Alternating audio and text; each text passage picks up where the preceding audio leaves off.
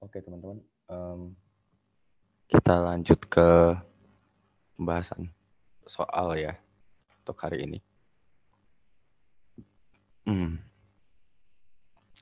Jadi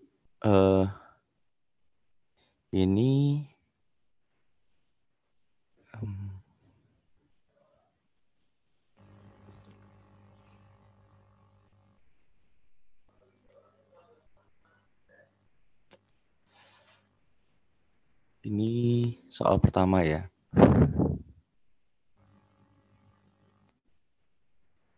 Kita bahas soal pertama dulu.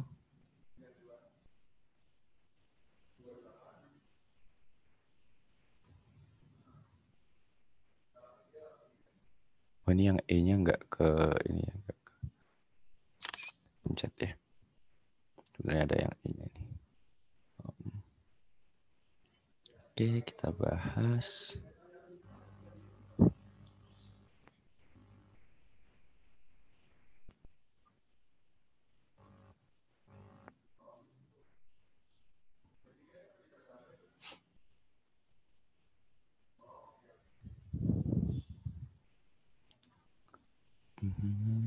Oke, jadi di soal ini sebuah bintang diselimuti oleh awan nebula yang lumayan tebal. Manakah dari informasi ini yang salah?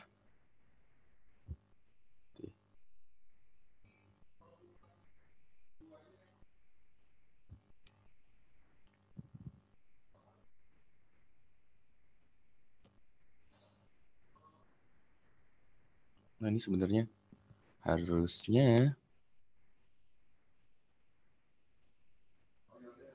ini sebuah bintang baru lahir, ini harusnya protostar ya. Kemarin lupa ngecek. Tapi nanti aku bakal ini kasih yang salah yang ngecek. Ini sebuah bintang baru lahir. Jadi kita bakal menjawab ini dalam dua kondisi, berarti bintang secara umum dan bintang baru lahir. Nah, oke. Nah, yang pertama adalah yang A dulu ya, pembahasan.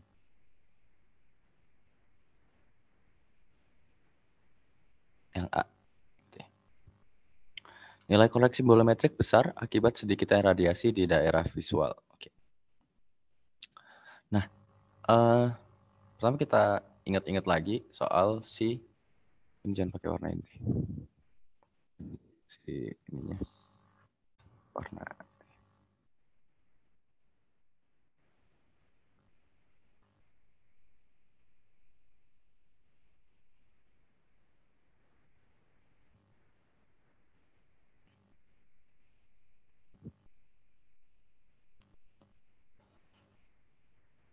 Nah, jadi kita ingat-ingat lagi soal koreksi bolometrik, di mana BC atau bolometric correction itu adalah kemarin itu MV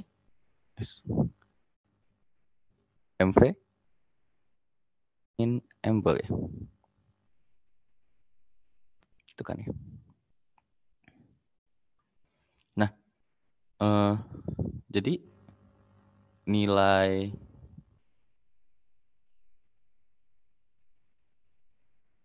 MV kecil, jika MV kecil,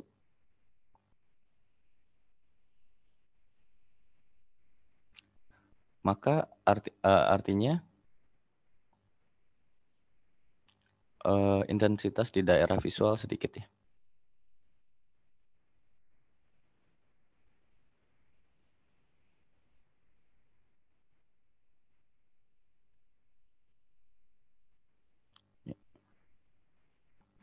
Oke. Nah, sorry. Jika MV besar, karena ini magnitudo ya.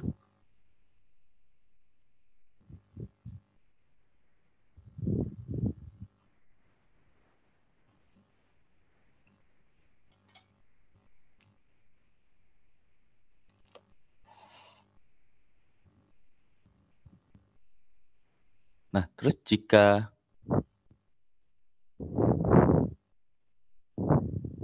sebenarnya yang kita lihat dari BC-nya aja ya. Kalau misalnya dia jika BC-nya besar, berarti selisih magnitudo besar ya. Selisih magnitudo besar, dengan kata lain, kalau misalnya selisih magnitudo MV dan M-ball-nya besar, itu artinya intensitas di daerah visual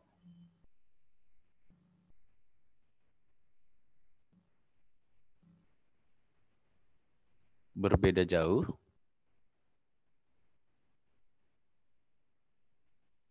dengan intensitas di daerah di keseluruhannya. Dengan kata lain, bintang tersebut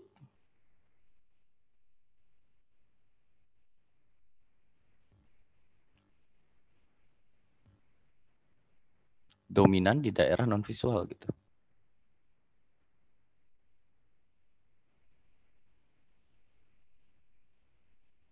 Contoh kayak protostar untuk bintang baru lahir itu dia dominannya di infrared. Misalnya seperti black hole itu dia dominannya di daerah sinar X kalau nggak salah, gitu ya. Jadi di visualnya kecil, kita nggak bisa lihat.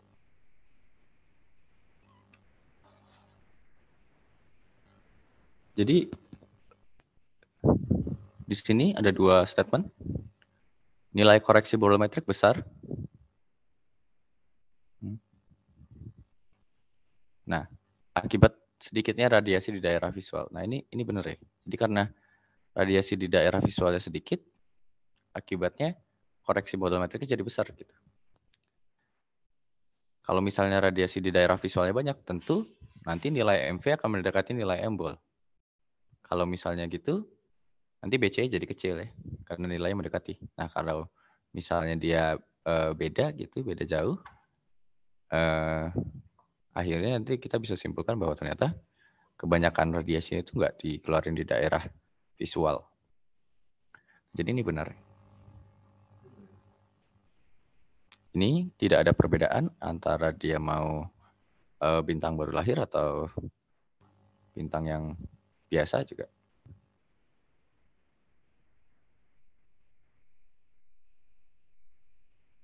Nah, yang selanjutnya kita bahas adalah yang B.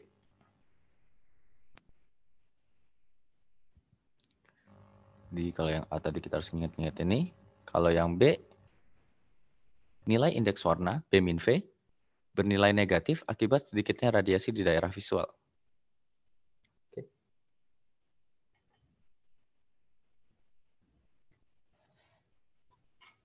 Nah, kita ingat lagi. Indeks warna atau color index, CI, itu kan sama dengan B min V misalnya di dalam kasus ini. Karena yang dipakai adalah perbedaan antara magnitudo di daerah biru dan magnitudo di daerah visual. Oke.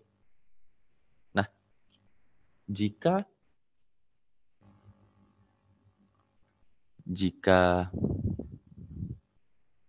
misalnya kita ambil sebuah asumsi aja ya, asumsikan misalnya kita sebuah kasus gitu ya, asumsi bintang itu warnanya biru. Jadi intensitas biru atau aku kasih namanya B atau I biru gitu ya. I biru misalnya lebih besar daripada I visual misalnya gitu. Nah, pada saat I biru lebih besar daripada I visual, ini tuh menyebabkan nanti M atau magnitudo visual itu bakal jadi lebih besar daripada magnitudo biru ya.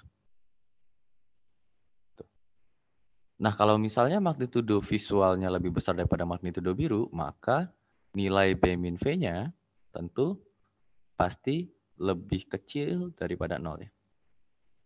Di dalam kondisi ini. Di dalam kondisi ini,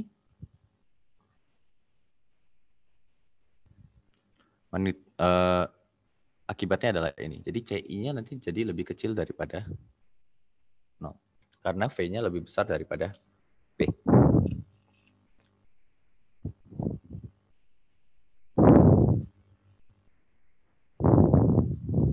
Oke.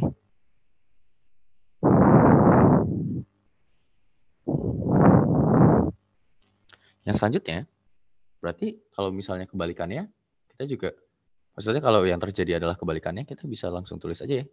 Berarti kalau misalnya I visual lebih besar daripada I biru, maka yang terjadi adalah nanti color index-nya ini bakal lebih besar daripada 0. Gitu. Jadi kasus ini atau kondisi ini akan menghasilkan nilai CI yang lebih besar daripada 0. Oke. Nah, di sini nilai indeks warna B min V-nya dikatakan bernilai negatif. Ya. Dikatakan bernilai negatif. Berarti kondisi yang sesuai dengan statement di soal itu adalah yang atas ya. Di mana I biru lebih besar daripada I visual. Karena nilainya negatif.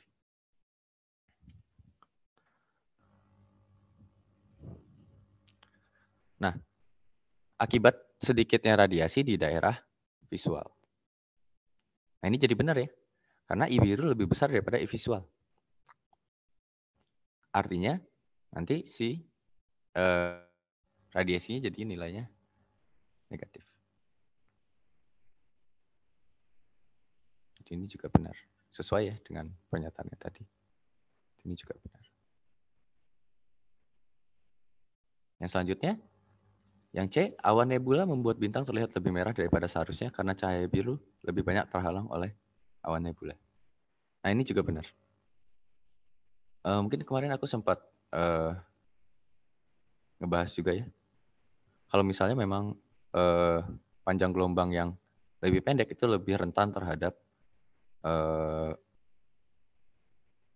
refleksi dan absorpsi gitu. Dibandingkan sama merah. Yang lebih panjang ya. Merah ini kan lebih panjang ya. Jadi ini juga benar.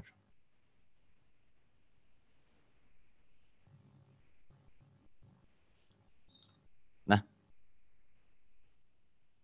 yang D, suhu yang relatif dingin membuat pengamatan harus dilakukan pada panjang gelombang panjang atau di daerah sekitar infrared gitu ya. Nah, sebenarnya yang ini yang salah. Kenapa? Karena ini terlalu menyempitkan ya, menyempitkan kasusnya ya. Di mana sebenarnya bisa jadi kenapa kita melihatnya di daerah infrared itu bukan karena suhunya yang dingin gitu. Tapi karena alasan yang ada di soal C. Gitu. Jadi di daerah visual ataupun di daerah ultraviolet itu kebanyakan cahaya yang keluar dari bintang tersebut tuh keblok gitu ya. Keblok sehingga intensitasnya jadi kecil waktu sampai ke kita.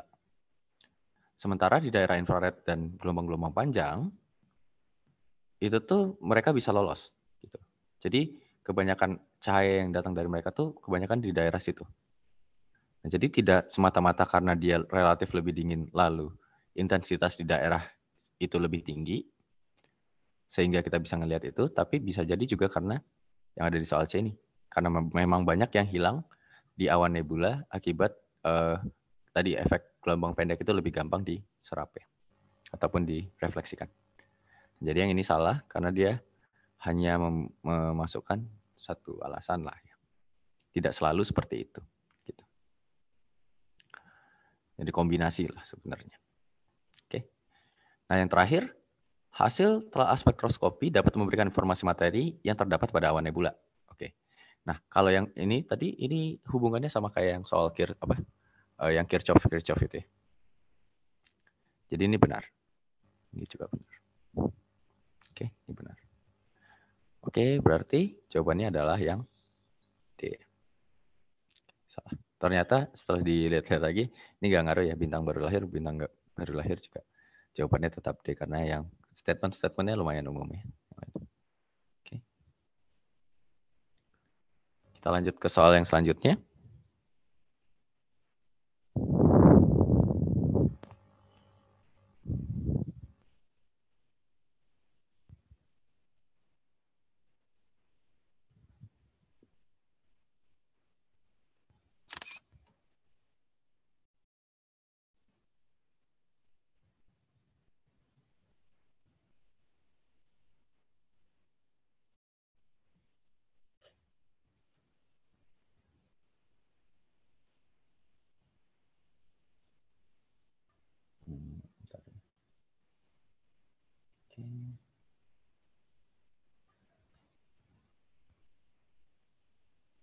Kita gedein ya.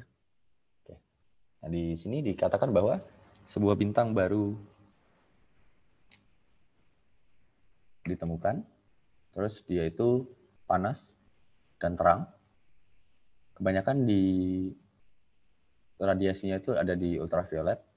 Nah, jika kita mengamatinya di daerah biru dan maksudnya pakai filter biru dan pakai filter kuning, apa yang akan kita dapatkan gitu ya. Nah, ini sebenarnya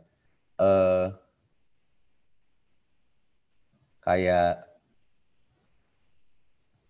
lanjutan dari bagian B tadi ya. Nah, pada saat dia mengeluarkan kebanyakan ultraviolet, artinya pasti filter di daerah birunya, bahasannya,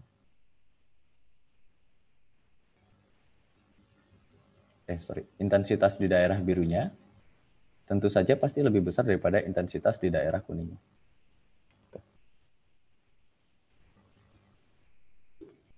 Karena dia kebanyakan di ultraviolet ya. Jadi kalau misalnya aku gambarin, kira-kira grafiknya kayak gimana gitu ya. Nah. Oke. Anggap aja kira-kira dia seperti ini. Oke. Karena dia filter biru itu tentu aja dia berada di daerah yang lebih dekat dengan daerah birunya ya. Jadi kalau misalnya dia kebanyakan di ultraviolet ya. Misalnya visualnya di sini. Misalkan visualnya di sini. Misalkan daerah visual. Oke. Nah, filter biru tentu dia pasti lebih banyak di daerah birunya dibandingin daerah yang lainnya gitu. Nah, misalnya di daerah sini. Nah, filter birunya di sini. Biru. Filter kuning di mana? Nah, filter kuning bisa jadi di sini. Yang penting, tentu aja kita tahu bahwa filter biru pasti lebih kiri posisinya di diagram ini, di diagram sebaran radiasi, di kurva radiasi ini dibandingkan dengan filter biru. Filter kuning pasti lebih kanan. Misalnya di sini. Dengan luasan yang sama ya. Kalau nggak nanti nggak bisa dibandingin dengan baik. Nah, berarti luasan untuk yang kuning itu adalah yang ini. Jadi itu total intensitas kuning. Sementara total intensitas biru itu yang ini. Oke. Nah, dari gambarnya aja udah kelihatan bahwa ternyata luasan yang biru itu jauh lebih besar dibandingin luasan yang kuning. Gitu. Dengan ukuran yang sama ya, mereka lebarnya sama. Karena puncaknya si kurva radiasi ini sendiri itu berada di ultraviolet gitu. Di daerah kiri, di luar daerah visual ya. Dengan kata lain berarti IB lebih besar daripada IK. Nah, berarti yang A ini udah pasti benar karena intensity birunya lebih tinggi. Benar. Berarti yang kebalikannya jelas salah ya. Salah. Ini juga salah. Nggak mungkin. Nggak mungkin equal ya. Karena lebarnya sama dan dia berada di daerah yang lebih banyak, jadi tentu aja pasti dia tidak sama. Ini juga salah. Karena objek itu pasti dia ngeluarin energi di seluruh panjang gelombang ya.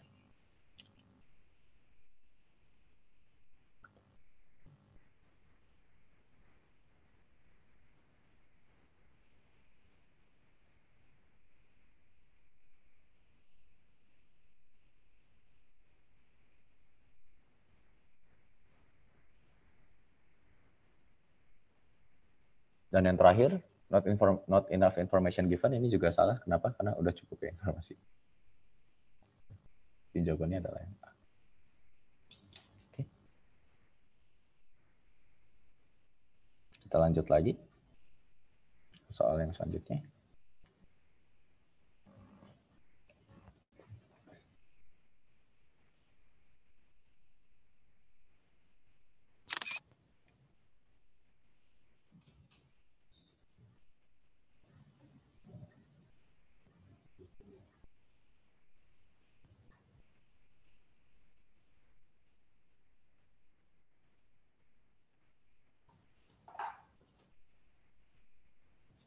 Di sini dikatakan bahwa astronom mengetahui bahwa besi terdapat di dalam bintang. Dari mana? Yang pertama, A. Astronom telah menganalisa sampel matahari yang dibawa ke bumi. Nah, ini salah ya. Karena kita belum punya cukup kemampuan untuk bisa mengirimkan wahana ke matahari. Itu lebih sulit dibandingin kita ngirimin wahana ke Mars. Gitu. Energi yang kita butuhkan lebih banyak. Jadi itu sangat-sangat sulit.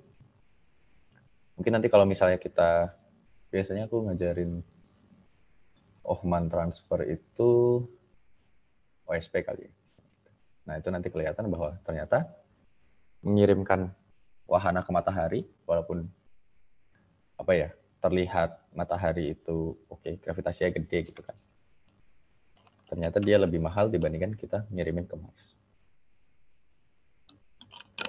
Jauh lebih mahal.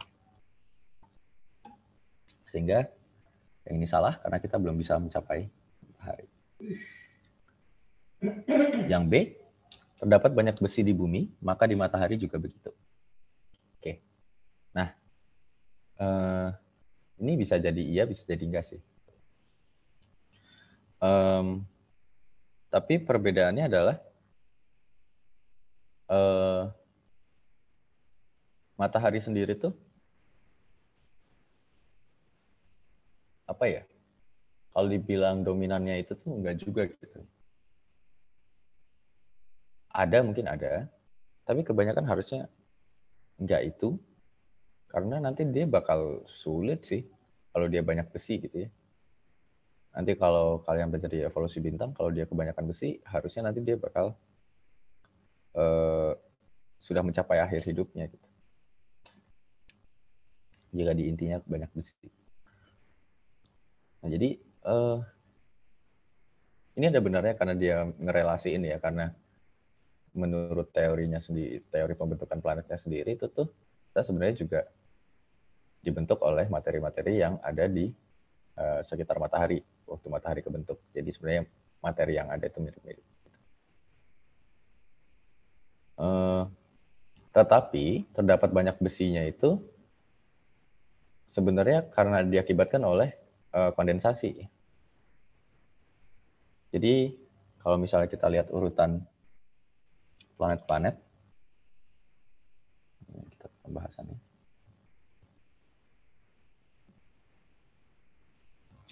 Yang B. Misalnya ini matahari, Sun ya. Terus kan ada Merkurius, ada Venus, ada Bumi, ada Mars, Jupiter, Saturnus gitu ya, dan lain-lainnya. Gitu. Nah kalau kita menelaah dari sisi materinya, ini dia semakin ke kiri, materi semakin berat gitu.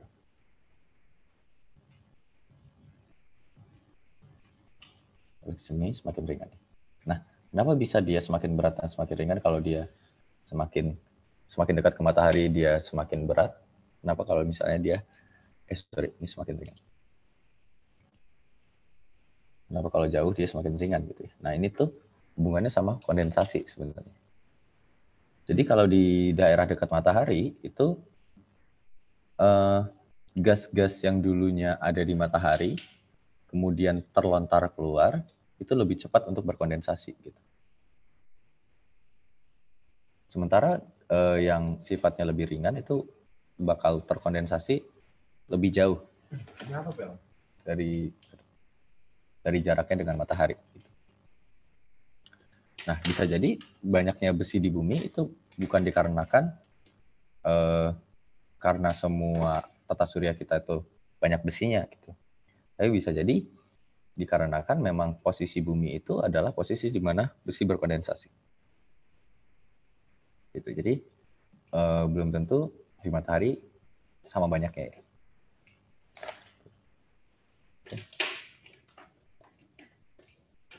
Jadi menurutku sendiri di yang B ini masih ambigu ya. Jadi kita tunggu dulu, kita hold dulu. Untuk yang di C itu sebenarnya matahari lebih masif daripada bumi, maka elemen yang terdapat dalam matahari juga lebih masif gitu ya.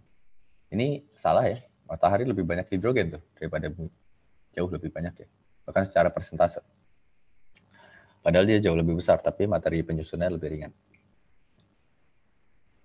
Ini ada hubungannya juga dengan pembahasan yang barusan aku jelasin juga, dan itu tuh nggak selalu hand in hand ya.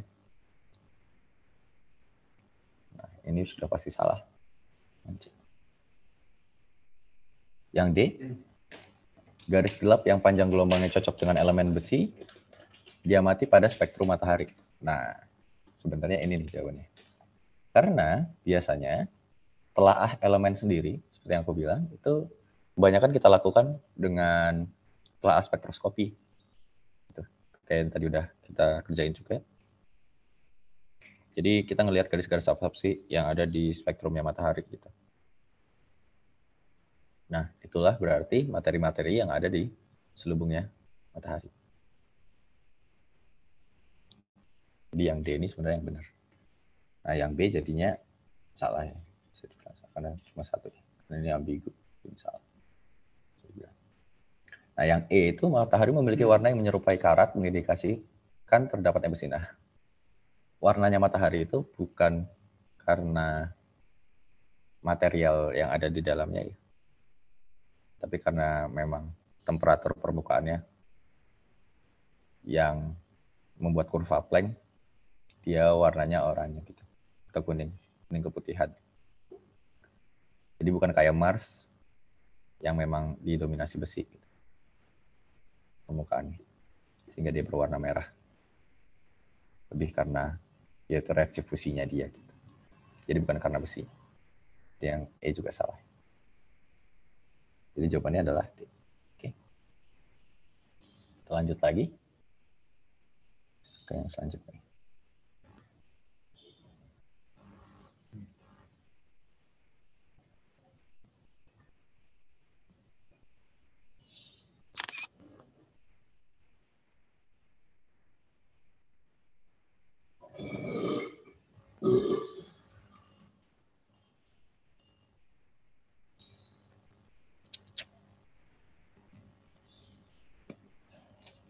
Nah, di soal ini terdapat 3 bintang dengan 3 temperatur permukaan berbeda. Seperti ditunjukkan pada kurva di atas. Oke. Ini ada kurva Planck. Ada kurva Planck untuk bintang 12.000 Kelvin. Ada kurva Planck untuk bintang 9.000 Kelvin. Dan ada kurva Planck untuk bintang 6.000 Kelvin. Yang ditanyakan adalah, jika dianggap jarak ketiga bintang tersebut adalah sama ke pengamat, berapakah rasio luasan di bawah kurva antara 3 bintang tersebut?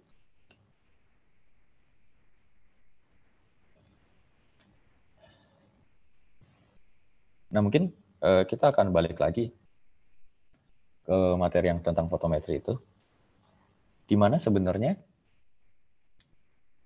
luasan di bawah kurva ini itu adalah yang kita sebut kemarin itu, kalau aku nggak salah, integral dari kurva Planck. Jadi kayak integral dari minus tahingga sampai tahingga dari B lambda T lambda. Gitu. Atau ini itu sendiri sebenarnya kan adalah luasan di bawah sini, ya kan? Nah, ini ada hubungannya sama yang kemarin itu flux spesifik dan flux total ya. Nah, kita tahu bahwa flux total atau F total kan sebenarnya adalah sigma T pangkat 4 kan. Dan flux spesifik itu adalah yang kita potong-potong kemarin. Nah, jadi yang kita pakai sebenarnya adalah si F totalnya ini. Kalau F spesifik itu kan yang kemarin ada bandwidth itu ya. Itu kan cuma sebagian. Sementara yang kita pengen tahu itu yang total. Yang total itu adalah sigma T pangkat 4 ini.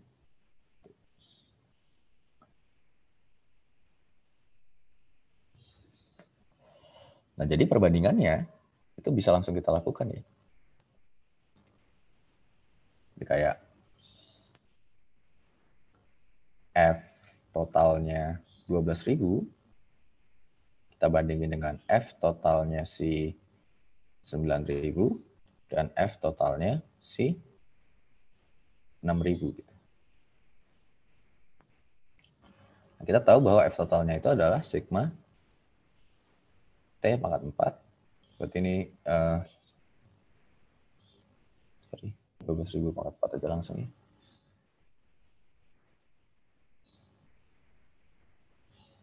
Oke, terus dibandingin dengan sigma 9.000 pangkat 4 dan sigma 6.000 pangkat 4 ya.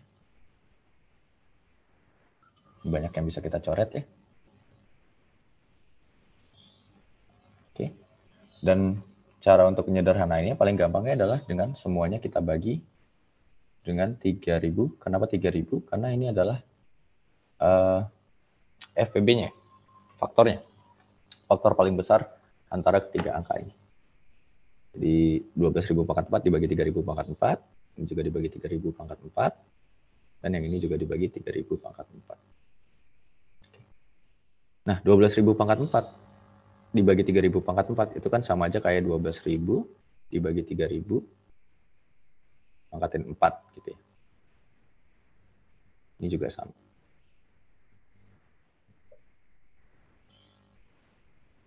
Ini juga sama.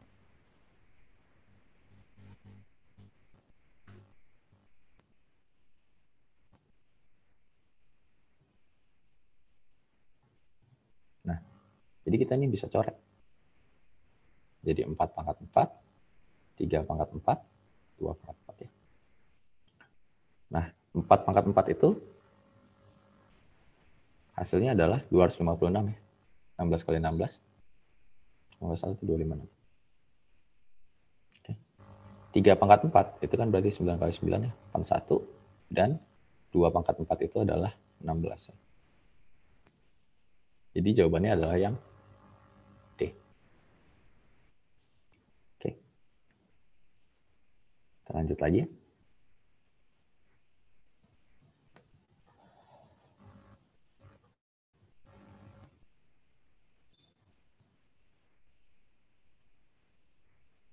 Andaikan sebuah bintang, bentar ya.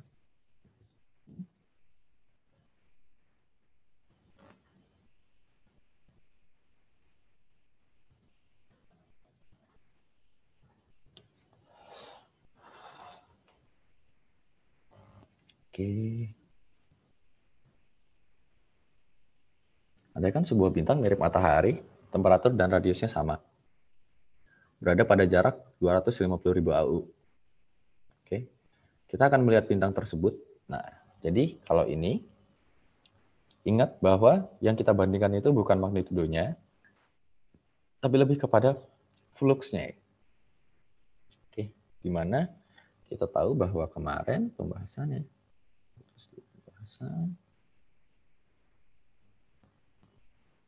bahwa flux itu F itu sama dengan luminositas dibagi dengan 4pi d kuadrat jadi ini.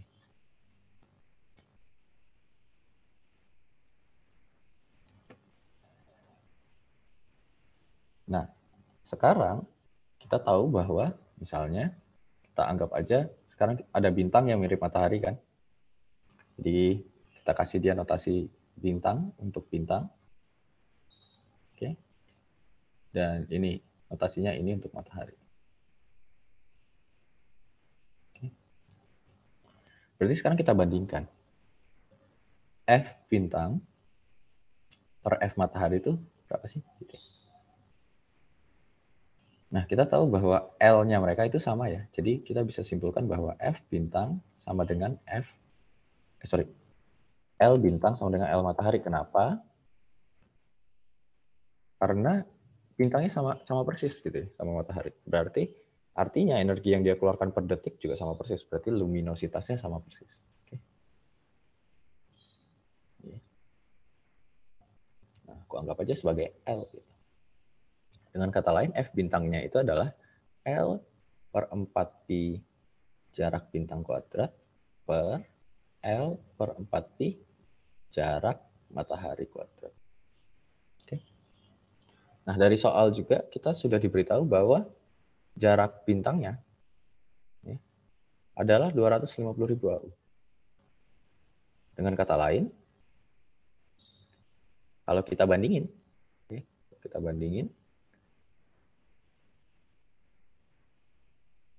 D bintang itu sama dengan 250.000 kalinya D matahari.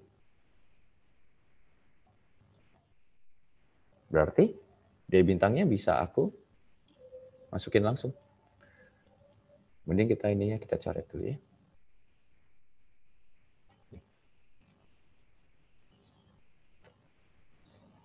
Dan jadinya D matahari per D bintang dikuadratin gitu ya. Tahu nih, sama aja kayak D matahari per 250.000 D matahari. Karena D bintang kan tadi di atas sama dengan 250.000 D matahari kuadrat. Ini bisa kita coret.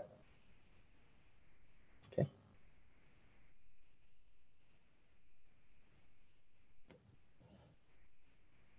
250 kali 250 itu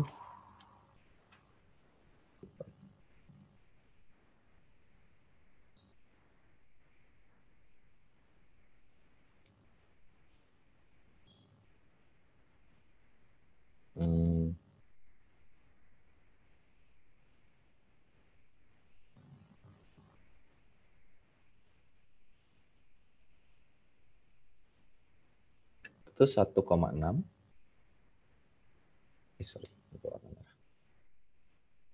Hasilnya itu adalah 1,6 dikali 10 pangkat negatif 11. Dengan kata lain, F bintangnya, kesimpulannya adalah F bintangnya itu adalah 1,6 dikali 10 pangkat negatif 11 kalinya daripada F matahari. Artinya yang benar adalah yang A ya. Apa sih bedanya yang A sama yang C? Yang kalau yang C itu kan dia lebih terang. Itu aja sih bedanya. Kalau yang A itu lebih lemah.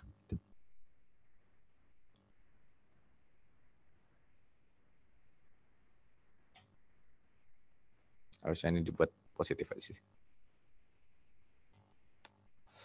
Jadi jawabannya. Oke. Oke, kita lanjut ke yang selanjutnya. Soal nomor 6.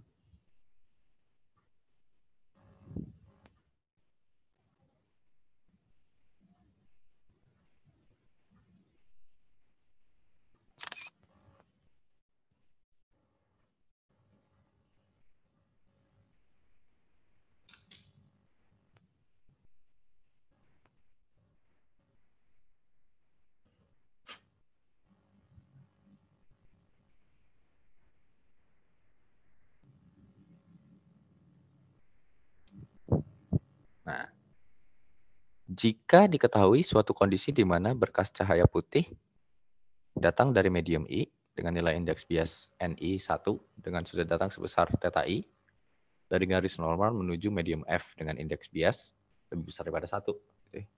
Yang terbiaskan melalui sudut bias theta F.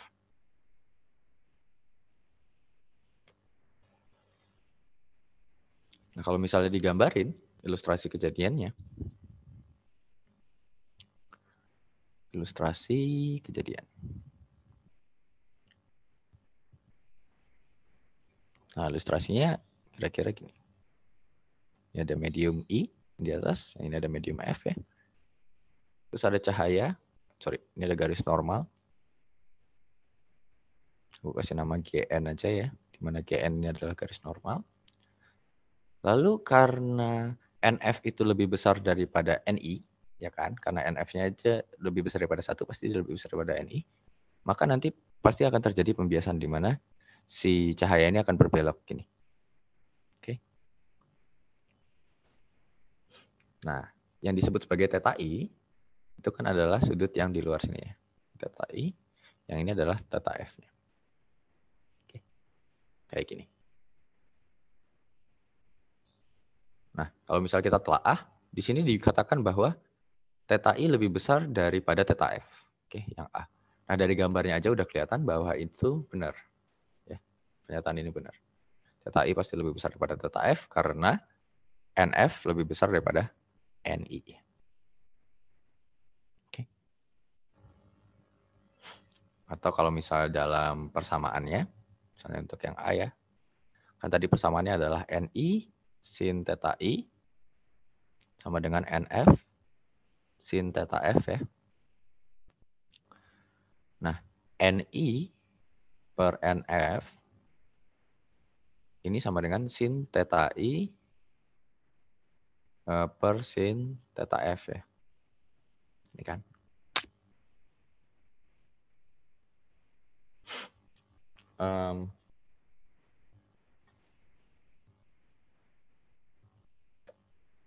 Karena pasti NI per NF ini, kalau kita bagi ya.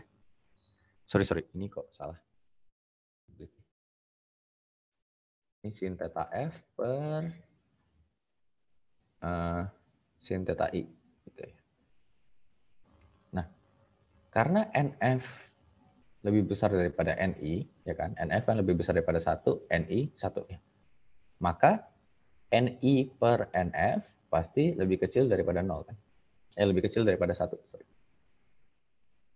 Karena NI per NF ini lebih kecil daripada 1, artinya sin theta F per sin theta I ini juga lebih besar daripada, lebih kecil daripada 1. Gitu. Nah, sin itu dan theta itu kan dia saling berhubungan ya. Gitu. Maksudnya jika theta naik, maka sin juga naik. Gitu kan. Nilai sin daripada theta juga naik. Gitu. Artinya kalau misalnya theta F, sin theta F per sin theta I itu lebih kecil daripada 1, dengan kata lain kita bisa langsung bilang misalnya gini, sin theta F artinya ini lebih kecil daripada sin theta I kan. Atau kita juga bisa bilang dari sini bahwa theta F berarti lebih kecil daripada theta I. Nah itu yang A.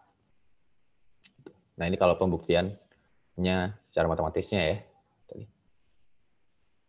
Tapi dari gambar kita juga udah bisa lihat sebenarnya.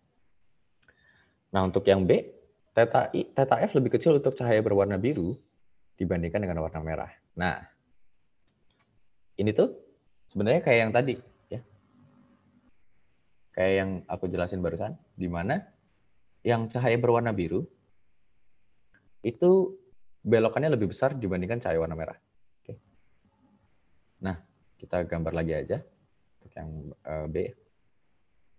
Untuk yang B, misalnya ini grafiknya aku gambarnya pakai warna hijau ya, biar nanti bisa dibedain. Terus ada cahaya datang warna hijau, gitu, cahaya putih ya, di medium I, ini medium F. Dia datang dengan sudut theta I. Nah, si merah itu misalnya beloknya seperti ini. Misalnya aja. Nah, si warna biru dia beloknya seperti ini. Lebih besar kan pasti. Kayak yang tadi aku bilang. Indeks biasanya lebih gede, jadi pasti dia beloknya lebih besar. Nah, berarti theta F merah itu adalah sebesar ini. Sementara theta F biru itu adalah yang ini. Nah, dari sini kita bisa langsung simpulkan bahwa ternyata theta F merah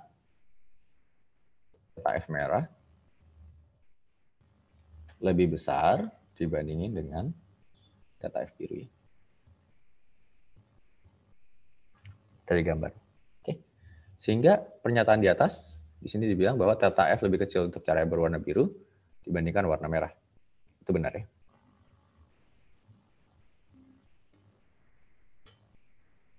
Yang selanjutnya, jika theta I 0, cahaya biru dan merah akan memiliki jalur cahaya yang sama setelah pembiasan.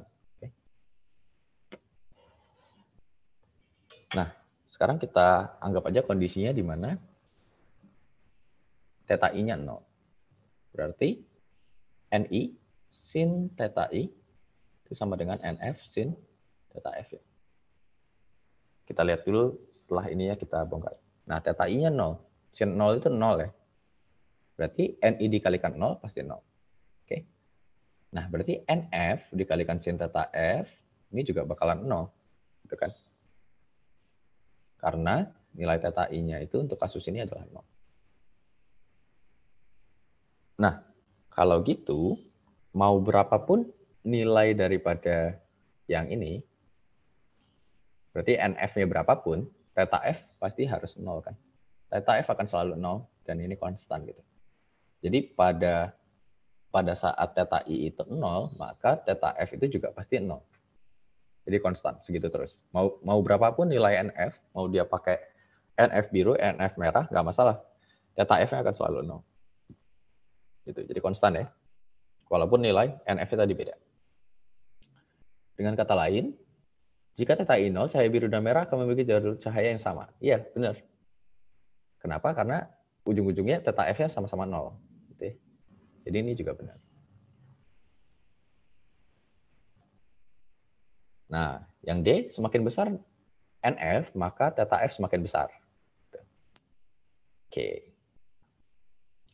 Sebenarnya kita bisa ngelihatnya dari sini ya. Yang D itu. Yang D.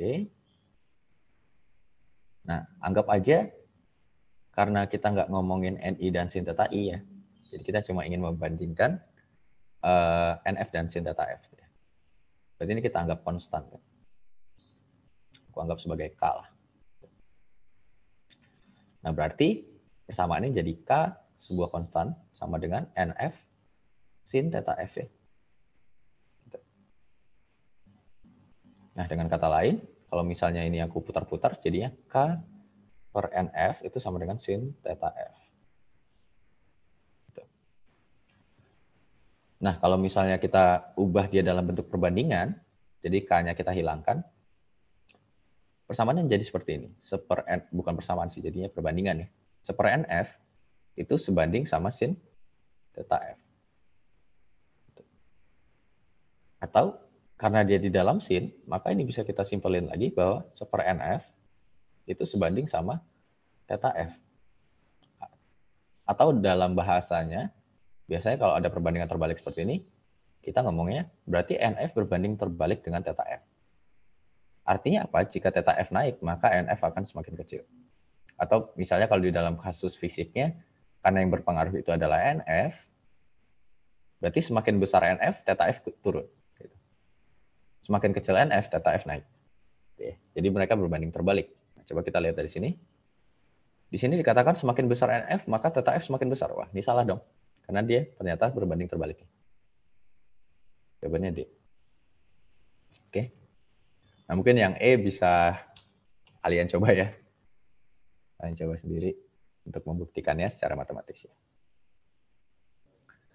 Oke, kita lanjut ke soal yang selanjutnya ya.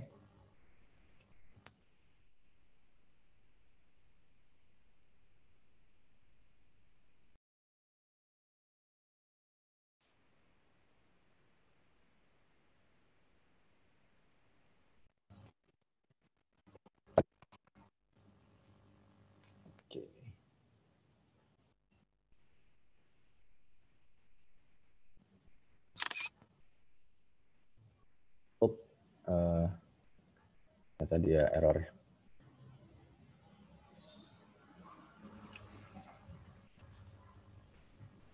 Oke, kita reload dulu.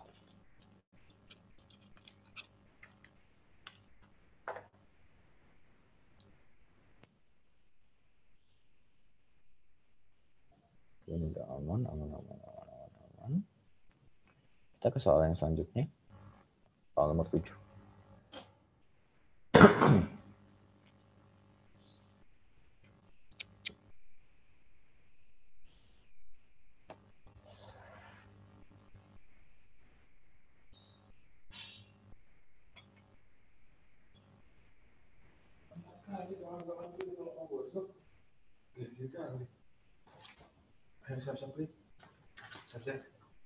Entah, belum selesai.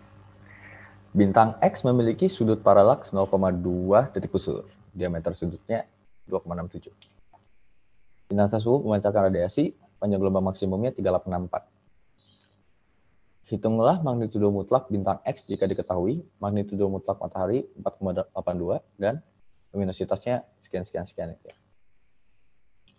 Nah, kita disuruh nyari magnitudo mutlaknya dibandingin dengan magnitudo mutlak matahari.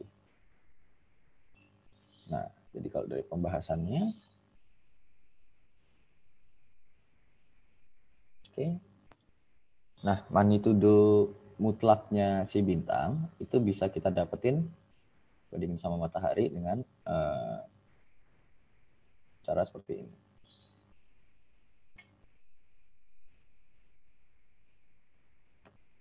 Min 2,5 log L luminositas bintang dibagi dengan luminositas matahari. Ini. Nah, kita bisa dapat ini nih, karena ini pertanyaan utamanya ya. Magnitudo bintang. Nah, magnitudo mataharinya kita udah tahu, luminositas mataharinya kita udah tahu, tapi yang masih jadi pertanyaan adalah ini. Kita pengen dapat M bintang, tapi kita belum tahu tentang L bintangnya atau luminositas bintang. Nah, gimana cara dapat luminositas bintangnya? Jadi kita harus cari dulu ya luminositas bintang. Gimana luminositas bintang itu kan sebenarnya adalah flux permukaan Fp dikalikan dengan luasan permukaan matahari atau luasan permukaan bintang. R bintang kuadrat ya. Ini flux permukaan bintang. Nah, flux permukaan bintang sendiri kan adalah sigma dikalikan dengan T bintang pangkat 4 ya. 4 pi R bintang kuadrat. Nah, sekarang kita pengen nyari L bintang, tapi di sini kita masih belum tahu temperatur bintang dan radius bintang. Nah, temperatur bintang itu bisa kita dapetin dari panjang gelombang maksimum ini. Ini adalah lambda max sebenarnya. Artinya kita bisa menggunakan hukum Wien, di mana temperatur bintang berarti adalah 0,2898 dibagi dengan lambda maksimumnya. Tapi ini harus dalam cm ya. Oke, jadi 0,2898 dibagi sama tadi suhunya itu panjang gelombangnya itu 3864 angstrom. Jadi 3864 angstrom kita ubah ke cm dikali 10 pangkat negatif 8.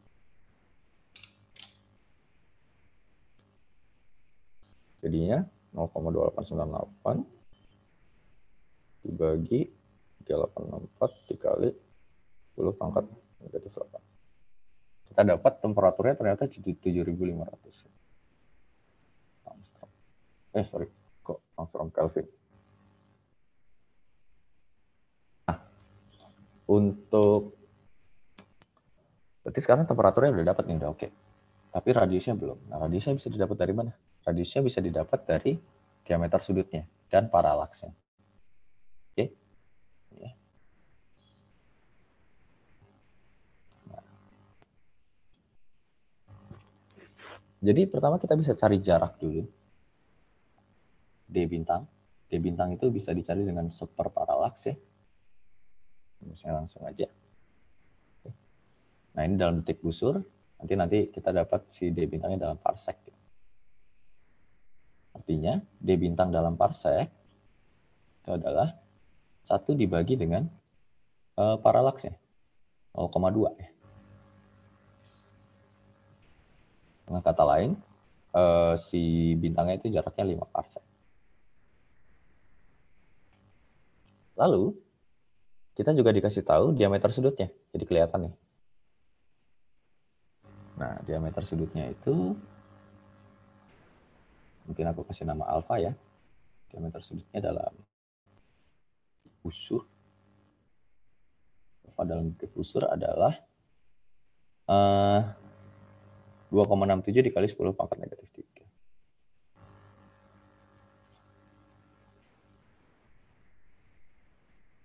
Oke. Nah, kalau misalnya aku gambarin kira-kira seperti ini, nah ini adalah alfa, yang ini adalah jarak D bintang, yang ini adalah diameter bintang.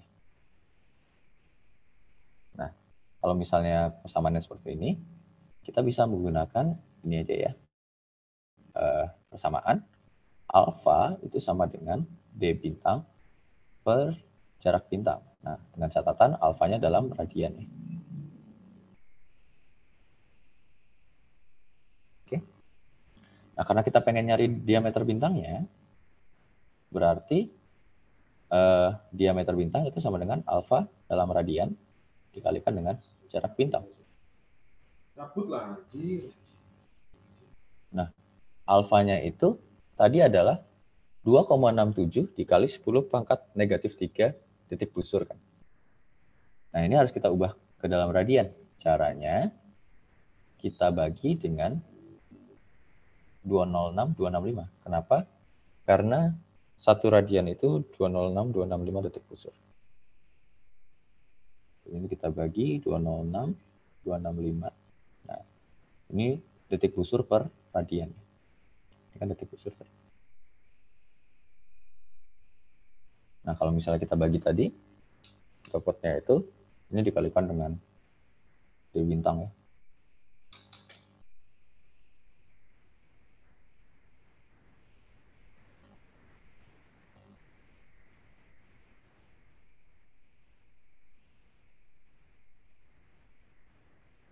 Kita dapatnya itu 1,3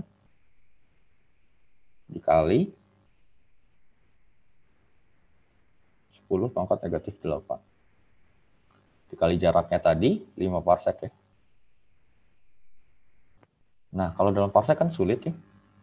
Kita ubah dulu aja ke dalam meter misalnya. Ini rate. Jadi 1,3 dikali 10 pangkat negatif 8. Hah? Oh iya. Dikalikan 5 dikali 206,265 dikali 1,5 dikali 10 pangkat 11 ya, dalam meter.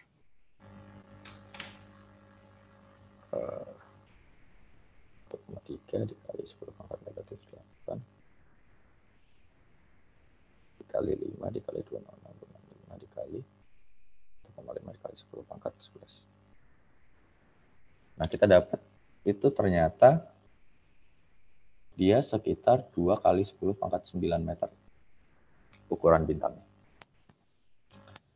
2 miliar meter. Nah, berarti tinggal kita masukin ke dalam persamaan yang di atas ini, karena kita udah dapat semuanya ya. Jadinya, L bintang itu sama dengan tadi sigma T bintang pangkat 4 dikali 4 pi 2 kali 10 pangkat 9. 10 pangkat 9 meter kuadrat ya. Nah, T-nya tadi kita udah dapat di dalam 7.500. Jadi gini. Nah, ini tinggal kita masukin ke kalkulator. Udah kita dapatnya, bentar ya. Aduh.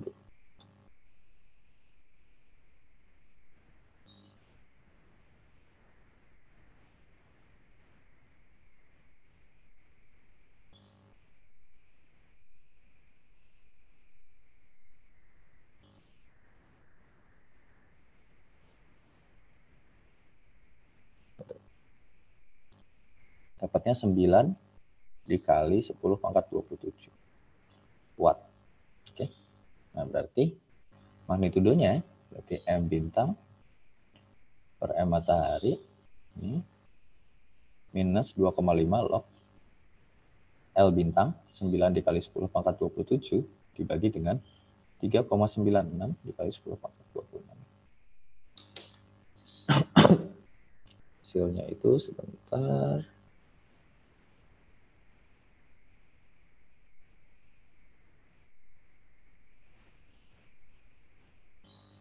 Oke.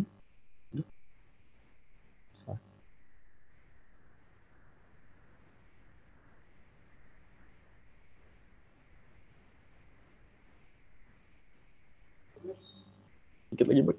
Tunggu. Ini perlu jalan nih, bro. Hah? Perlu jalan nih, 34 menit kita ke Jati Asih, terus jam pas dia ke Subroto. Dikit lagi.